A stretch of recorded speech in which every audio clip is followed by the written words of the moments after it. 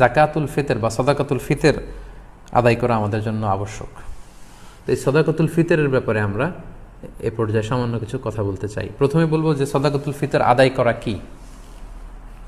সাদাকাতুল ফিতর আদায় করা হচ্ছে ওয়াজিব, কারণ সহিহ বুখারীর বর্ণনায় এসছে, আব্দুল্লাহ ইবনে ওমর রাদিয়াল্লাহু তাআলা আনহু বলেন, ফারাদা রাসূলুল্লাহি সাল্লাল্লাহু আলাইহি ওয়াসাল্লাম যাকাতুল ফিতর।